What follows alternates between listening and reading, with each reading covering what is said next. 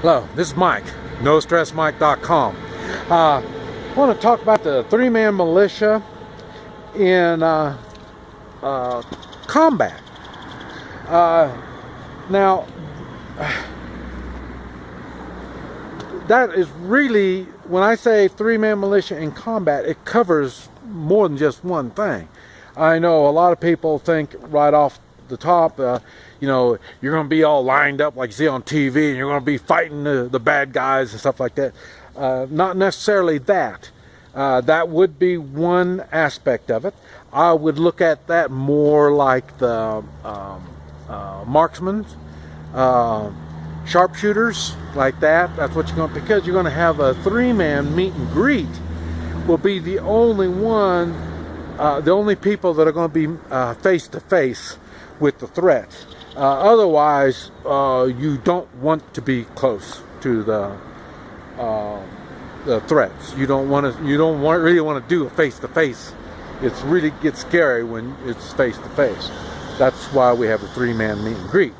But in the way of a three-man combat would be, I want to give you an example where I'm set up at in Oklahoma. I wasn't there, but they were telling me about it. And what it was is somebody was on vacation. And I say, we're out in the country. You don't call a cop, and the deputy sheriff might take an hour before he gets there. So somebody was on vacation, and they saw a car. It wasn't one of the people that lived there. A car was at the house that the people were on vacation. And what they did is they saw it, and then once they saw it, they called in the militias.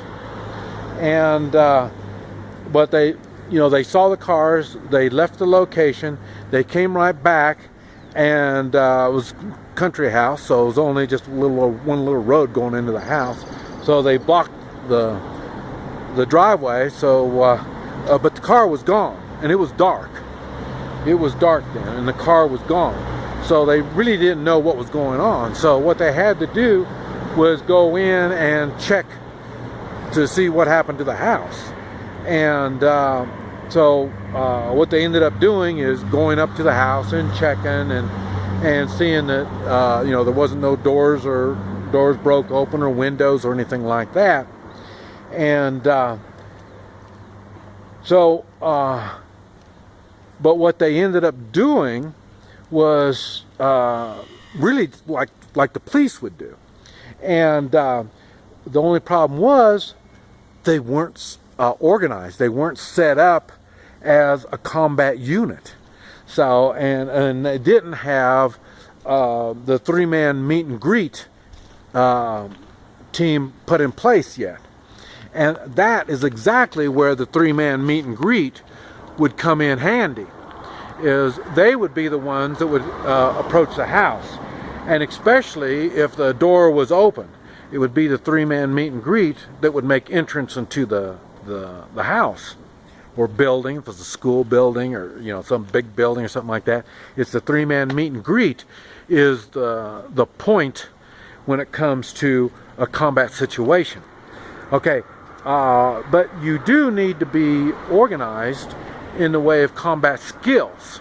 And these combat skills, these combat teams that I'm talking about, would be, they would have the weapons, they would know how their weapons work, and they would have the restraint and coordination on how to use their weapons and who to shoot. And like in this particular case, it was dark, and so how are you going to find out who's going to do it, who you're going to shoot and stuff like that? So it was a very tense moment for all of them that were involved. And it turned out that they didn't realize, but the house on the back side of the property, they saw the activity, and they took up arms on the back side of the house. So, but they didn't know. The ones that were at the house didn't realize the back part of the property was they already had somebody in position in the back part of the property.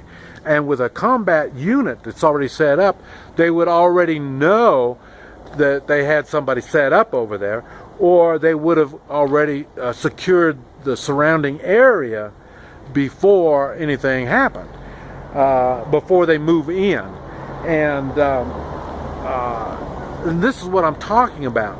It was a situation where everybody involved, they did a good job considering they weren't organized yet. But like I say, they did learn from that experience, and it turned out there wasn't anybody there. They already left, and but they learned from that they weren't prepared, and it ended up it was a friend of the people that lived there, and he just went in there to return something that he borrowed. So he didn't go to the house; he went to the barn, and that's what he did. He just stuck it back in the barn and he left. And so then they missed him. But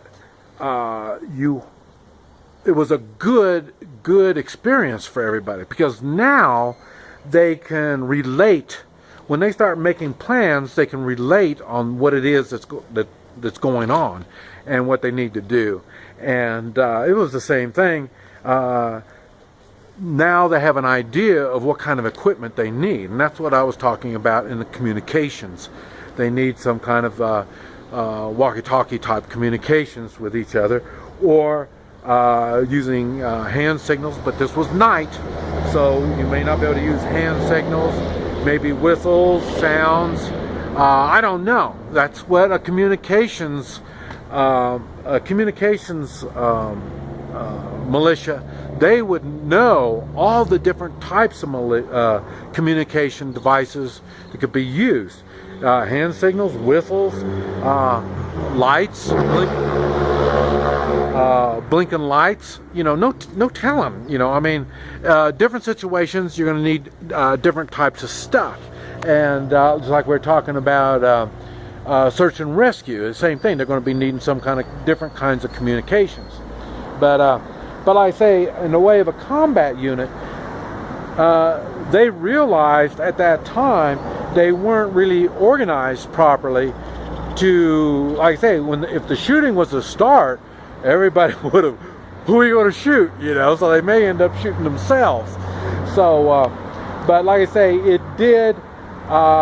they did figure out something that they can relate to for their future planning.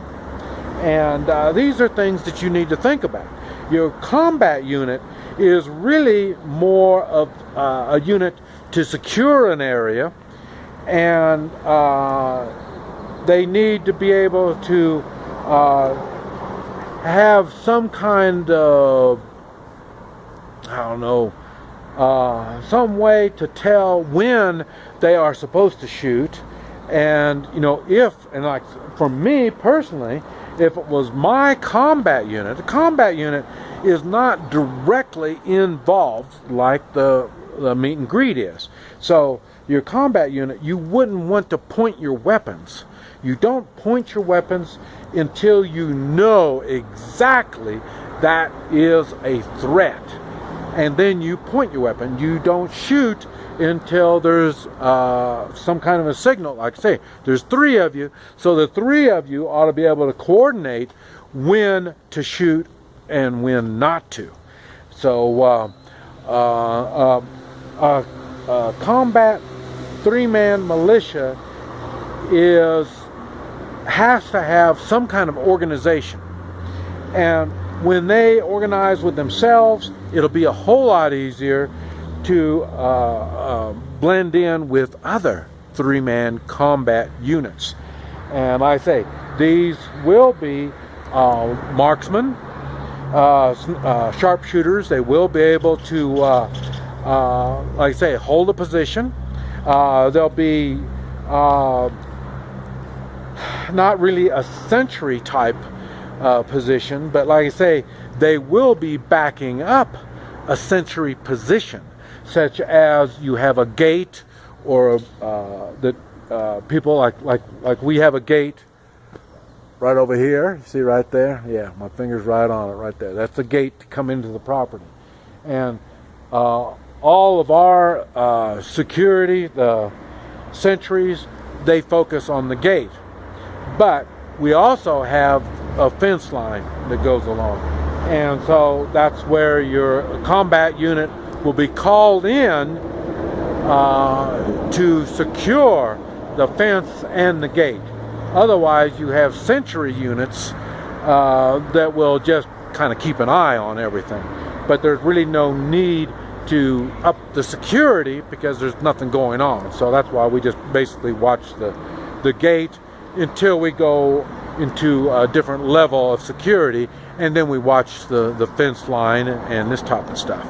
So these are things that your combat unit needs to understand what their role is and have a clear understanding of what it is, and then they'll be able to function to their fullest abilities. This is Mike, NoStressMike.com.